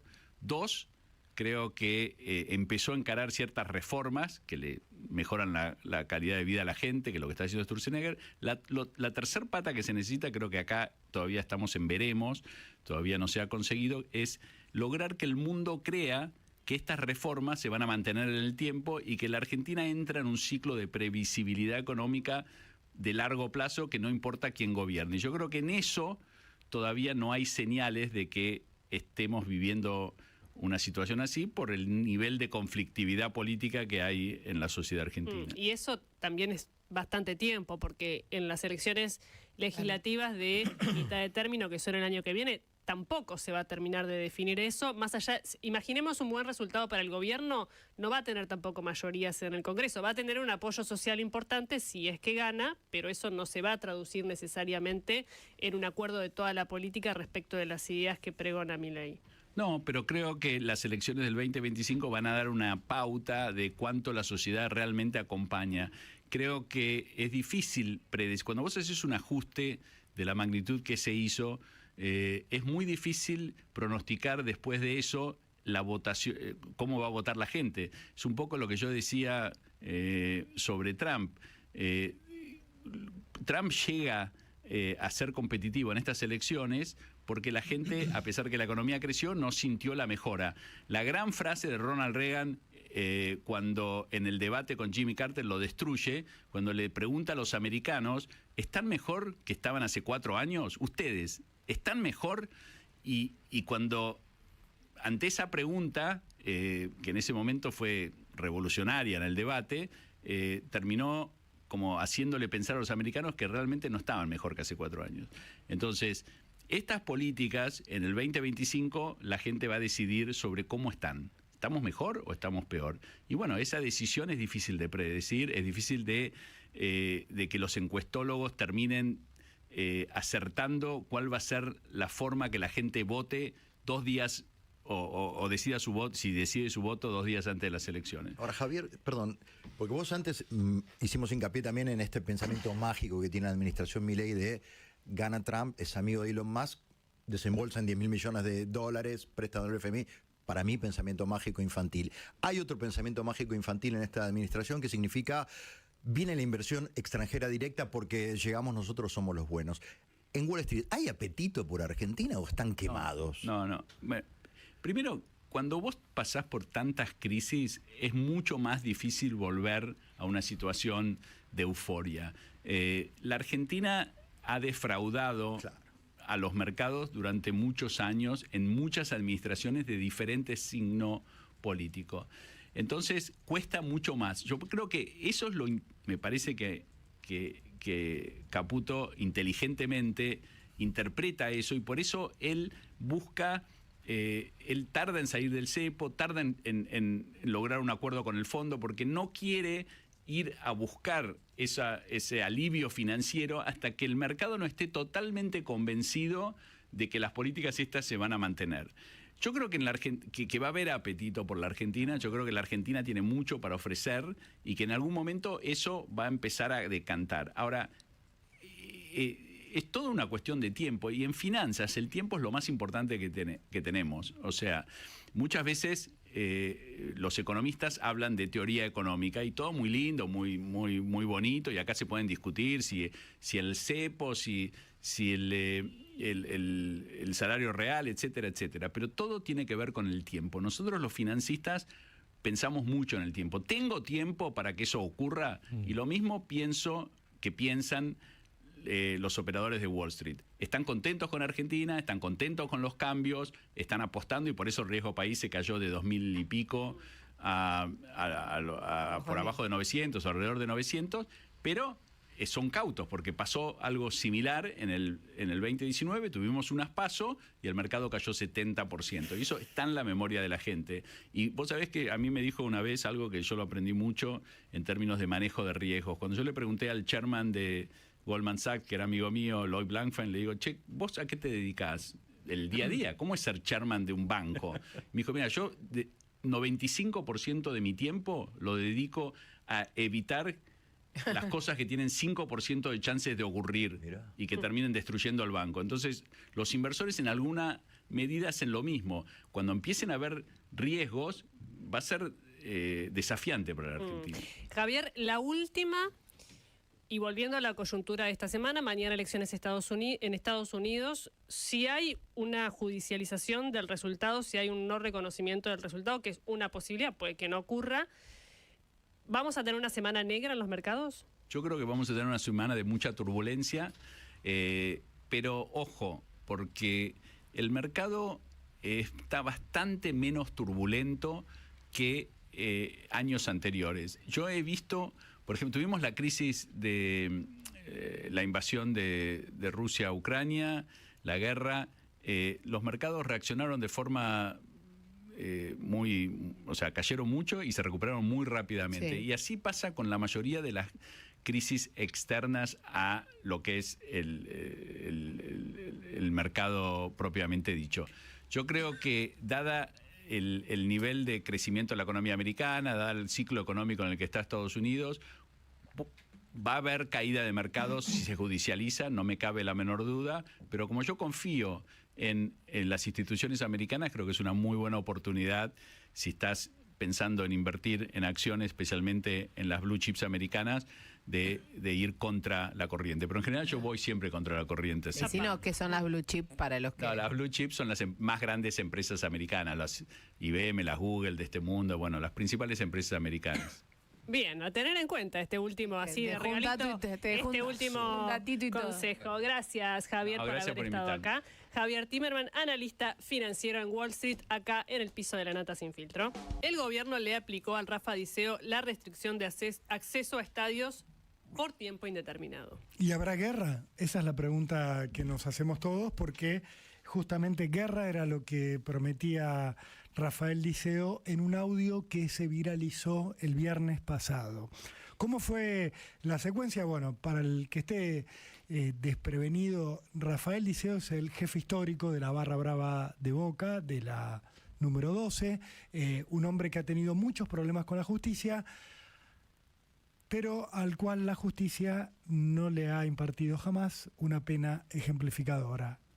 Rafa Diceo ha ido saliendo de todos los conflictos judiciales o con sobreseimientos o con penas muy menores, lo cual ha hecho que, si bien en algún momento él, estando detenido, perdió cierto poder en la tribuna de Boca, porque todos saben que para tener poder en la barra brava tenés que estar presente en la tribuna para que no te roben los negocios ilegales, Rafa Diceo logró ir superando sus conflictos con la justicia, arreglándolos, y pudo así sacarse de encima la restricción de ingreso a los estadios de fútbol que le había puesto el Ministerio de Seguridad. ¿Por qué? Porque no tenía causas pendientes. Al no tener causas pendientes, no tenían justificación para impedirle el ingreso a las canchas de fútbol.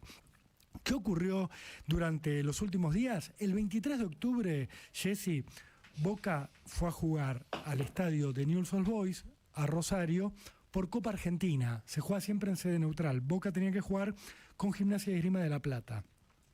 Durante ese partido hubo un enfrentamiento entre la barra brava de Boca y la barra de Gimnasia, que habían viajado a Rosario a este partido en cancha neutral.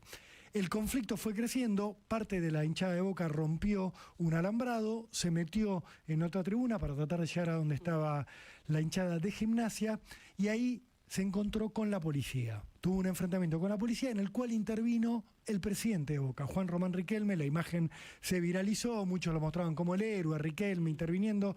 En realidad muchos decían, en realidad Riquelme interviene porque tiene ascendiente sobre la barra de Boca, vaya uno a saber por qué motivo, pero él logra frenar a la barra para que no se enfrente con la policía. De todas maneras hubo una investigación y el Ministerio de Seguridad, ¿qué hizo? individualizó a 2 integrantes de la barra que estuvieron en esos incidentes, Fabián Kruger y Fernando Gatica, y a ellos 2 les impuso la prohibición de entrar a los estadios por 2 años, durante 24 meses. Eso se conoció la semana pasada, esta prohibición. ¿Qué ocurre después de que se conozca esta prohibición? El Rafa Diceo le manda un audio a un tal Walter que se viraliza. Ese audio, uno cree, se viraliza por algún motivo que tiene que ver con intereses de la barra de Boca.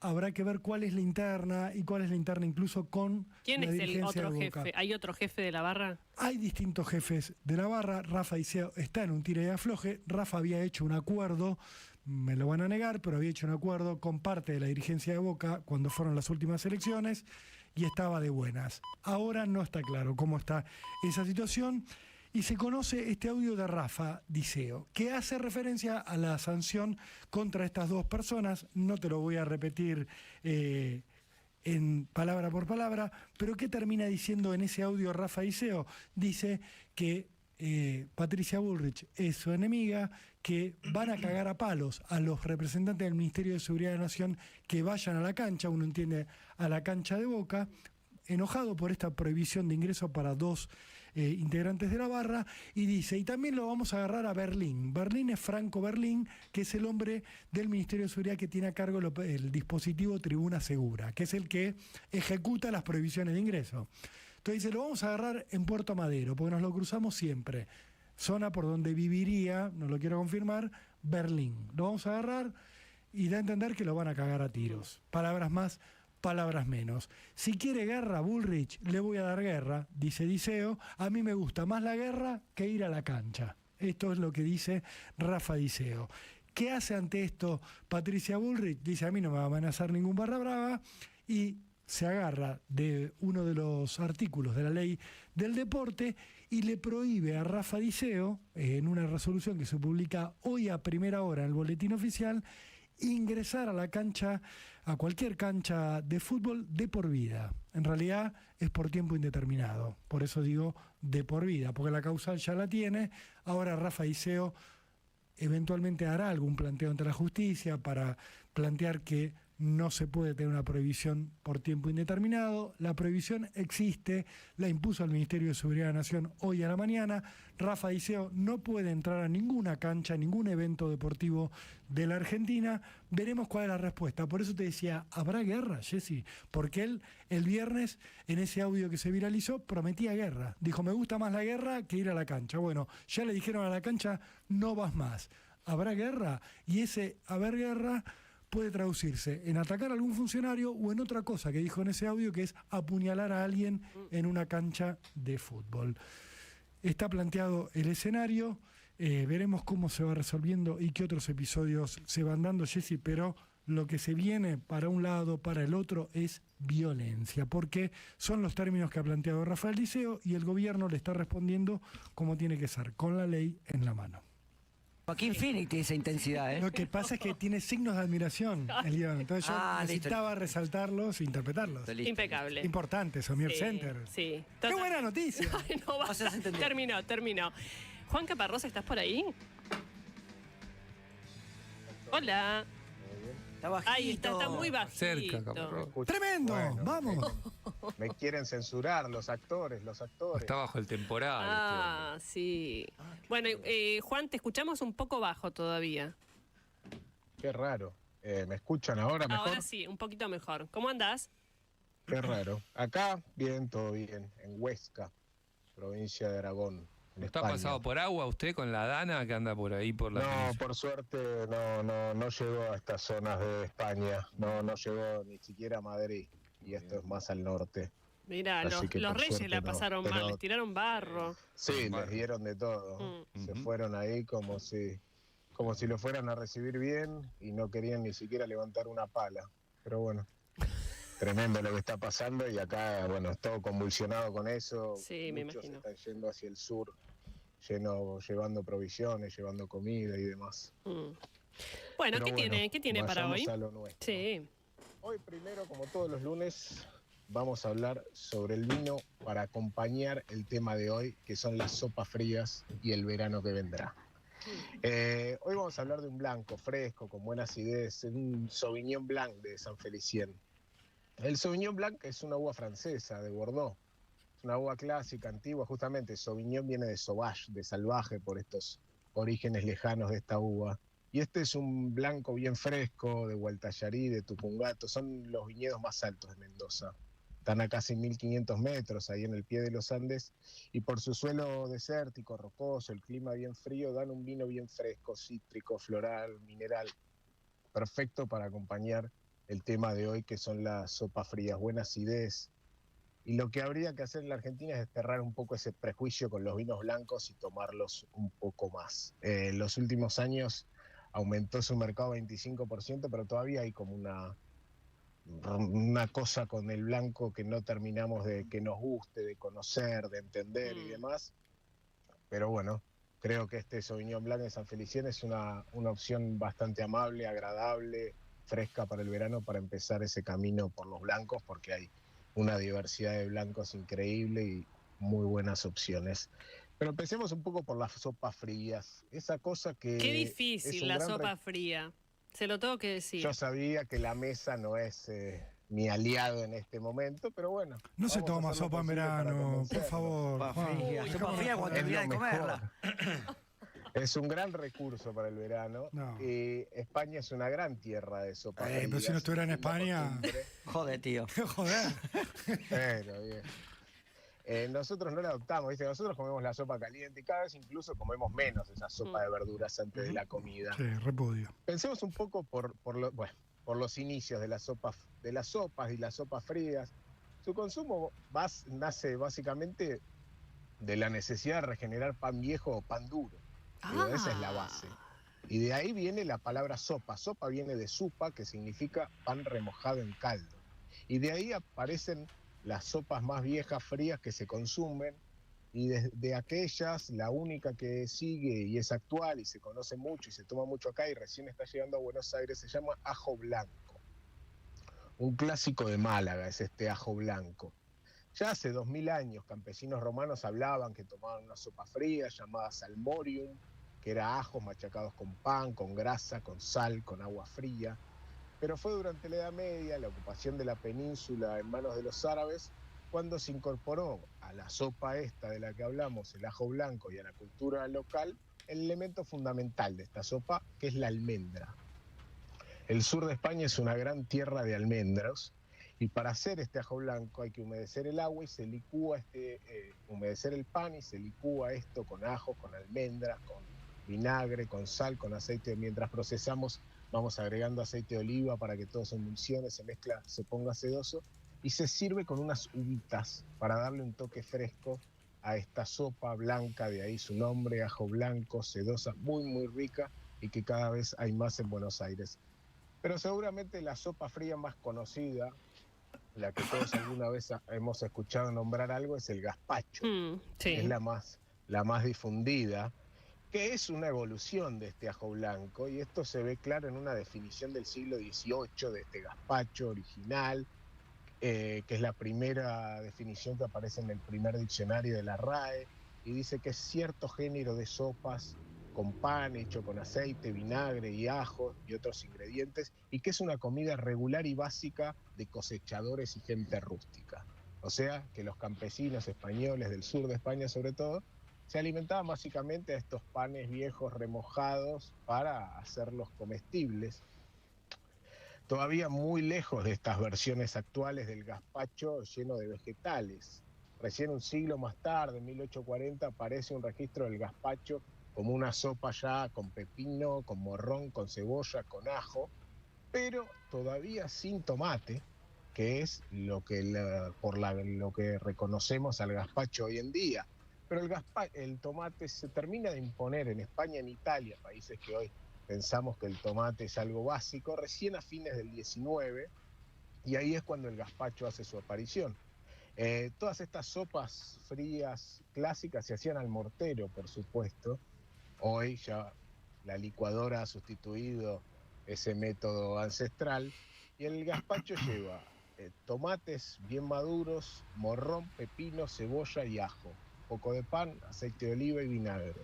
Nada más. Y en general se sirve con pedacitos de esas verduras frescas cortaditas chiquitas puestas por arriba. Una versión del gazpacho es el salmorejo, no sé si lo habrán escuchado nombrar. Sí. ¿Es cordobés? Mentira, bueno, es de Córdoba de acá, de Córdoba de Andalucía, el salmorejo cordobés, que es como un primo, una derivación del gazpacho, pero hecho solo con tomates, con pan, aceite de oliva, pero la única verdura que lleva es tomate y un poquito de ajo. A mí me gusta hacer un gazpacho en verano con melón en vez de tomate, reemplazar el tomate por melones, agregarle el resto de las verduras y ponerle un poquito de jamón crudo por arriba. ¡Qué fuerte! Una sopa de melón. Una sopa fresca de melón con verduras, con un poquito de jamón crudo. Es como una versión del melón con jamón, pero hecha fresca en sopa. Es muy, muy rica. ¿Esto se toma, se toma con cucharita? Sí, con como cucharita, un vaso. O si no, se puede servir en un vaso. Es clásico acá ver que te lo sirven en vaso así a la pasada. Cuando ya es un poco más elegante, como le pones algunas cositas por arriba, verdurita, huevo duro picadito y cositas, ya te lo sirven en un bowl y lo comes con una cuchara. Salgamos un poco de España y vayamos a Ucrania, y la sopa más fría, más familiar para mí, que es la sopa de la casa de mis abuelas, que es el borscht, o la sopa fría de remolachas. Muy rico. No sé si la habrán probado. Sí, pero ¿por qué frío, Juan? Clásicamente es una sopa que viene, el borscht nace como una sopa caliente, pero va derivando en sopas frías. Nace en el siglo XVII, como el borscht le llamaban a todas las sopas básicas de la región de Europa del Este, muchas con todas las verduras, las carnes que había. Eran regiones duras donde casi lo único que crecía eran nabos, o sea que eran sopas muy, muy básicas de pobre con lo que había, y en todo en toda Europa del Este lo llamaban borscht, y había diferentes versiones y demás. Pero la que se impuso fue esta, la de remolachas, la de que es como un básico de la cocina judía ashkenazí, y que llevaba originalmente remolachas un poco fermentadas, por eso una acidez. Hoy ya la podemos hacer con remolachas frescas, y lleva un poco de crema ácida. No lleva carne para poder llevar crema ácida.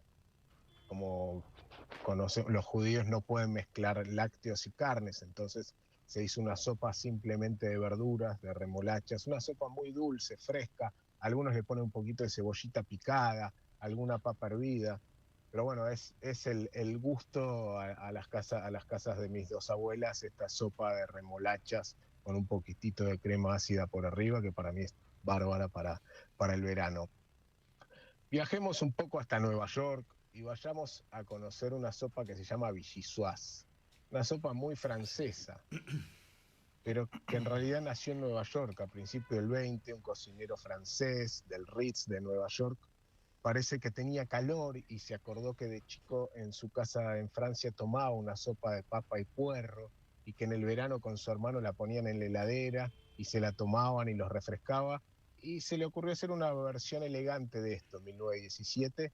Es una sopa que es puerro que se suda con papas, con un poco de cebolla, con caldo de pollo, que se deja cocinar y se le agrega un poco de leche y al final un toque de crema.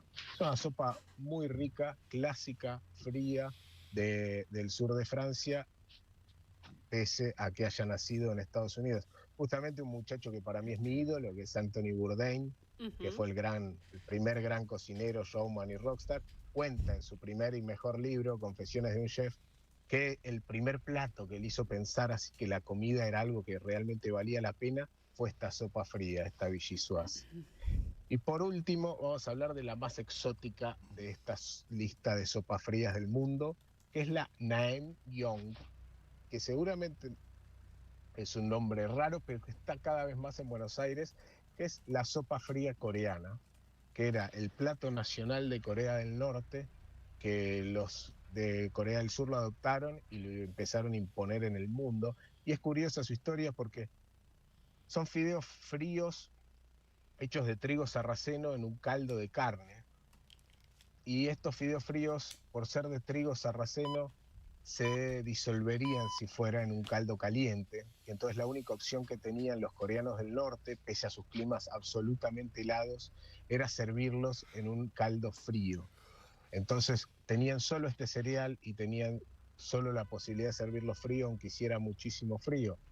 Entonces, nada, crearon esta sopa que justamente se comía en invierno porque era el momento en que podían enfriar este caldo. Hoy ya se sirve con un poco de caldo y un poco de hielo, y estos fideos un poquito oscuros, con un poquito de pera o pepino cortado finito, algunas verduras, huevo duro, alguna carne en fetas, y es clásico de los coreanos agregarle un poco de mostaza o vinagre, esta naengmyeon.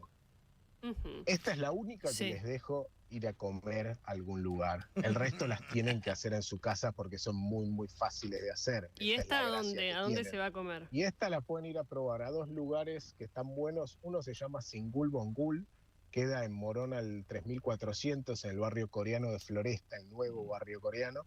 Y el otro lugar queda en el viejo barrio coreano, en Carabobo al 1559, y se llama Tuk Tak. Son los dos de los mejores coreanos que hay en la ciudad de Buenos Aires, y los dos ofrecen esta sopa fría coreana, que la verdad está buenísimo, que para el verano es bárbara. ¿Y dónde podemos encontrar todo esto? Todo esto lo van a encontrar en sinreservas.com.ar o en Instagram, sinreservasok. Hoy desde Huesca, Aragón. Qué grande. La ciudad de no sé qué, yendo hacia el Pirineo. Qué lindo. Acá con... Tráiganos algo, cómprenos un Sí, alfajores, compre. Una sopa fría le llevo. No, yo voy a decir, está mal porque hizo toda su columna sobre la sopa fría. Yo tomaría todas, pero calientes.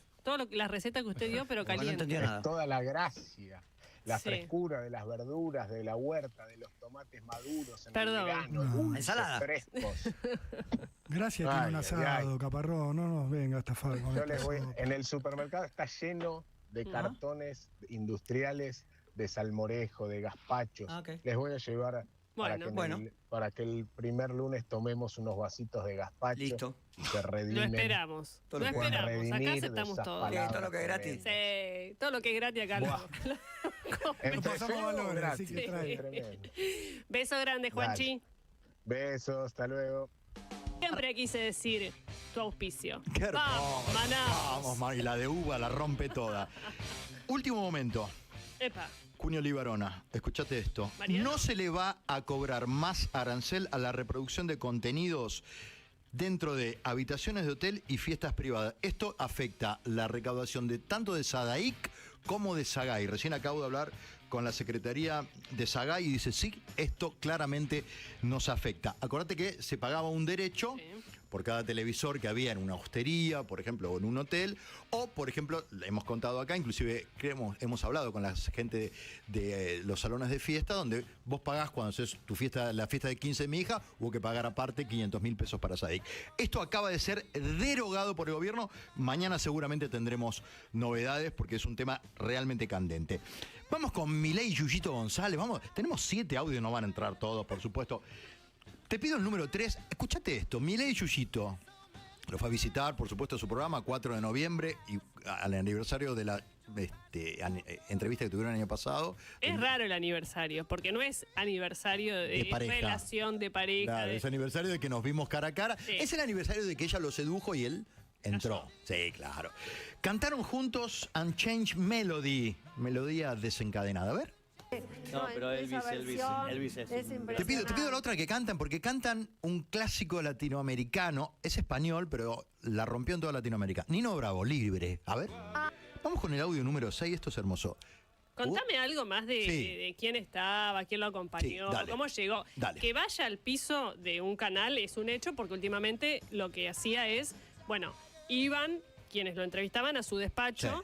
Había una puesta de cámaras que maneja Presidencia. En este caso fue a Magazine. A Canal 13, a TN. Están todos juntos ahí. Sí, habrá pasado por la reacción de TN. Él está enojado con TN ahora, por eso. Así que bueno, estuvo ahí, estuvo acompañado, porque en un momento dijeron, hoy hablan sus amigos, dijeron. Y abrieron un plano donde había 2 sillones donde estaba sentado Demian Reidel, que va a recibir el Premio Nobel de Economía con Milei. Dijeron eso el año que viene, ¿no? Sí. El año que viene lo van a recibir. Está pautado. Sí, está pautado. El libro por el que van a recibir. Claro, ahí está. Scioli lo pidió aparte. Sí. Bueno, ahí está. Sandra Petovelo, Pilar Ramírez, que es el alfil de Karina Milei en la capital federal. Su exnovia Lilia Lemoine. Bueno, pero es la exnovia. Es más, en el audio número 9, Lilia Lemoyne dice, me pone muy contenta verlos juntos. A ver si lo dice ella. Señora Lilia. Soy Wolverine. Bueno, Javier no solamente es una persona que yo quiero muchísimo y me alegro muchísimo de verlos feliz con vos. Gracias, Amalia, la verdad, le me dio la pone aprobación. muy feliz. Gracias. Javier es la encarnación del sueño libertario. Bueno, ahí ya está, ahí está. Pero le pone muy le dio el sello de aprobación, tipo yo como tu ex, tac, y le dijo yo soy Wolverine. Ellos nunca dijeron que fueron pareja. Yo te lo digo igual, Bueno. ellos fueron pareja. ¿No viste que él dice yo soy Wolverine? Porque ellos inclusive han hecho cosplay juntos. No hay fotos de ellos dos juntos disfrazados, de uno como una cosa y otro como el otro, pero él gustaba disfrazarse de eso. Lilia en las Comic Con era una sensación. Lilia está muy buena. Entonces, cuando hacía de cosplayer, la verdad que te quedabas mirándola. En el otro estaba Lilia Lemoyne, dijimos Reidel, Sandra Petovelo y Pilar Ramírez. Y estaba Manuel Adorni también, que el candidato va a ser el candidato. El lío que armaste con eso, Jessica, diciendo que iba de candidato, no sabés. No. Sí, lo armaste vos. Y como seguía la sucesión de la vocería con Trebuch y todo el lío, se armó un quilombo bárbaro. El candidato por la Ciudad de Buenos Aires, Manuel Adorni, ya había estado, va a ser candidato, sí. Ya había estado en el programa de Yuyito como entrevistado hace poco. Sí. O sea, hizo el anticipo. Fue a reconocer el terreno. Sí, fue a reconocer el terreno. La verdad que acá hay otro, mira, 12:46 tenemos tiempo. Se emociona al despedirse. La producción le regala camperas. Viste que ella baila porque ella baila con las camperas de Milei. No sé si. Yo entiendo que a las 10 estamos al aire nosotros, pero ella generalmente agarra una campera de Milei y ella abraza la campera y baila con la campera de Milei y le habla a la campera de Milei y la huele. Eso pasó un montón de veces durante todo el año. Y ahora la producción dijo, no, llévate unas camperas nuestras, le dijo a Milei. Y Milei dijo, bueno, vamos a hacer intercambio. ¿Pero de quién son las camperas? Las camperas son de Milei, con las que baila Yuyito. Y ahora la producción, en un rapto de creatividad, dijo, te regalamos camperas nuestras. O Milei se las pidió. Se las pidió. Devolveme la campera. Devolveme la campera. Por Dios. Y ahí ella, bueno, nada, se produjo toda esa situación. Hay como elementos que slice of life, como que vos mirás y decís, bueno, ¿qué pasa con...? No se habló, por supuesto, de la mudanza, algo que ya está congelado. Y él, pero vamos con el audio número 7 porque es interesante. Él se asume como que Yuyito es una figura materna para él. Dice, vos sos una madraza para mí. Vamos a escucharlo porque acá la verdad que se abren muchas ventanas. A ver. Tenés el cantante de rock, tenés el economista. Todos los Milei. Y todas esas sos cosas. medio adolescente todavía. Yo te veo y tenés. No, vos porque sos madraza. No, entonces, yo soy madraza. Entonces, es cierto. digamos, vos querés que me comporte como un adolescente porque te gusta jugar el papel de madraza. Ahí va, te gusta jugar el papel de madraza. No se queda ahí esa conversación, después sigue y él le dice, vos sos una madraza, para mí, le dice.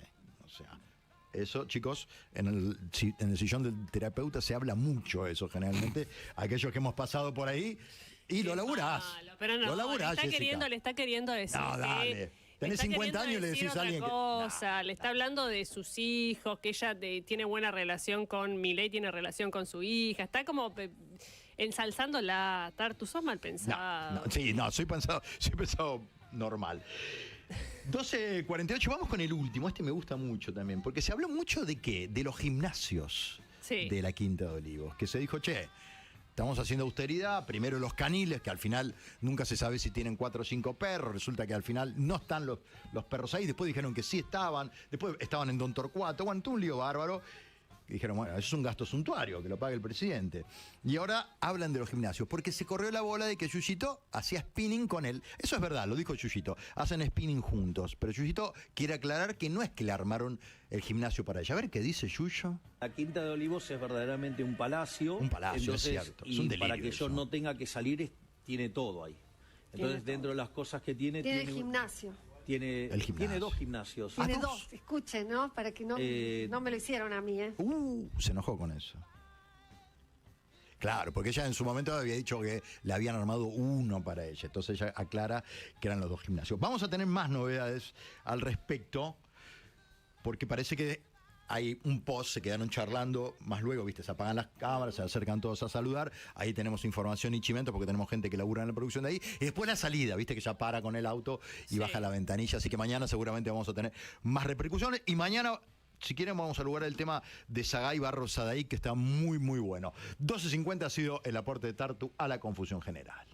Bueno, muchas noticias. En primer lugar, bueno, una parroquial de Buenos Aires. Se corre este fin de semana la carrera UNICEF por la educación, que es un clásico, tal vez la carrera más de carácter benéfico que hay en el calendario argentino.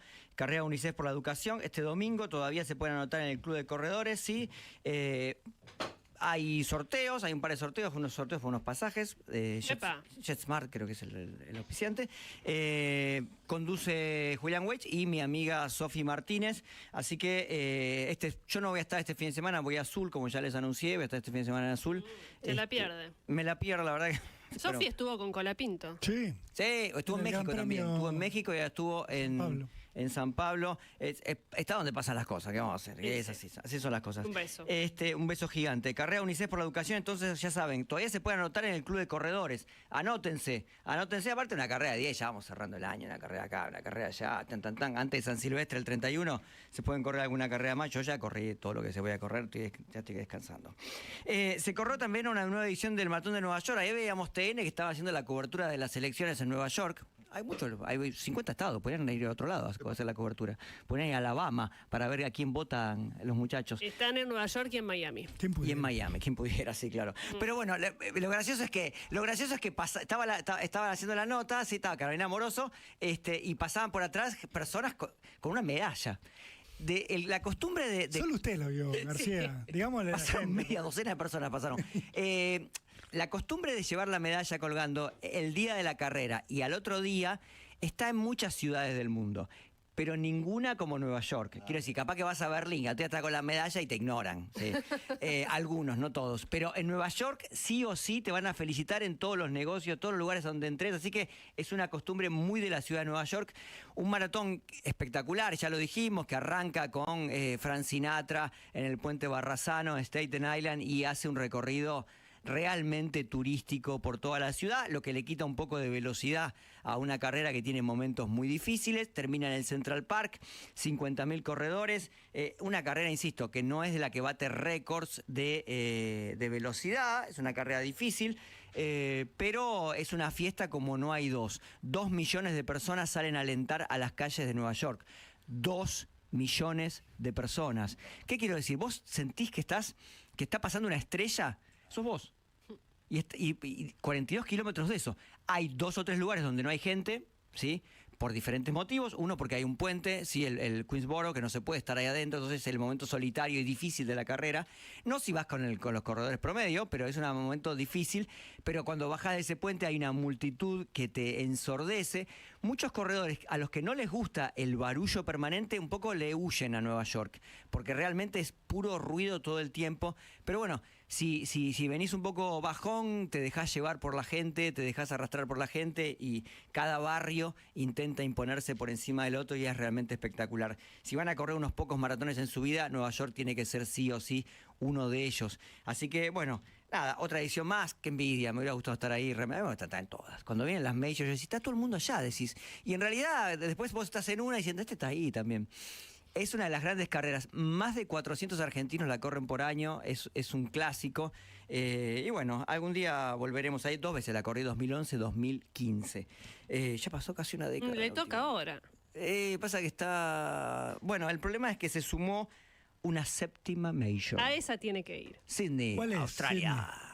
Lo esperamos. Más cantado que Despacito, García. se sumó Sydney, Australia, que no tenía las verdaderas condiciones para hacer una major en comparación con otras, pero ¿sabes qué gana? Gana que es Oceanía.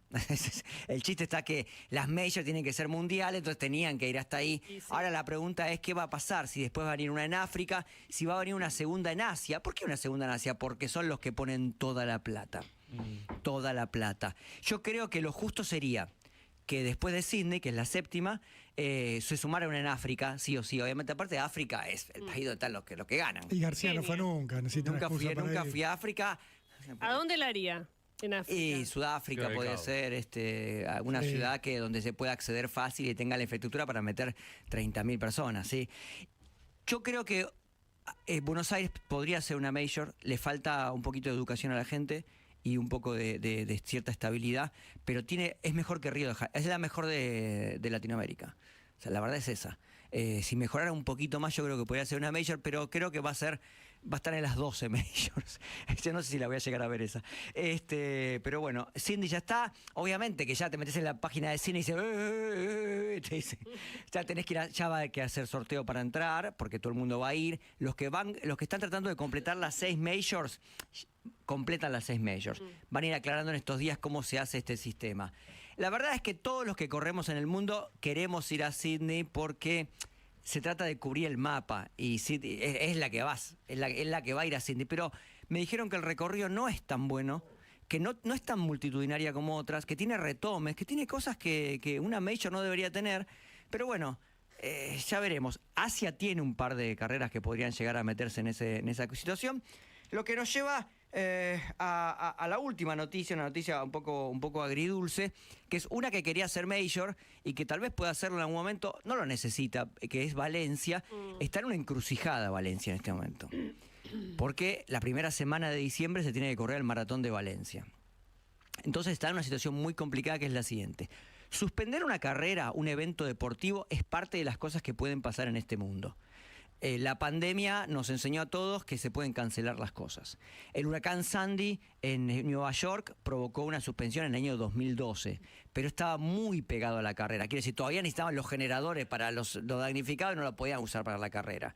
Se suspendió durante la entrega de kits, con gente viajando de todo el mundo, retirando el número para Nueva York, se suspendió. Lo que los mal pensados dijeron, salieron a recaudar un poco y a que la gente empezara a ocupar, aunque sea la hotelería, y ya no cancelara el viaje. Eso dijeron las malas lenguas. Igual estás en Nueva York. ¿Qué pasa con el tema de la suspensión? El luto es muy grande. Los españoles votan porque no se haga, porque están ahí, porque para ellos una suspensión o una postergación con un calendario lleno de carreras no implica lo que implica tal vez para un sudamericano, para un asiático, para un norteamericano. Pero insisto, más allá de lo deportivo, el gran dilema no es ese. El gran dilema es la cantidad de plata que pierde Valencia si no la hace. Estamos hablando de que 20.000 personas entran a la ciudad a gastar. Cuando hablamos de gastar, es gastar. Gastás en la Expo, gastás en hotelería, gastás en gastronomía. No tengo ninguna duda que cualquier corredor del mundo, si me pasara a mí, yo iría a gastar todo esta vez. A dejar propinas grandes, a comprar en todos los negocios, a traer souvenirs, o sea, haría todo. Es más, si pusieran un centro de donación en la Expo, seguramente recaudaría muchísimo. Se habla de si la organización tiene que donar todas las ganancias, en el caso de que haya. Es un debate. La carrera no está afectada por el fenómeno climático, no está inundada. La carrera, el recorrido está intacto. El problema es, uno, el luto, porque es un luto sin precedentes.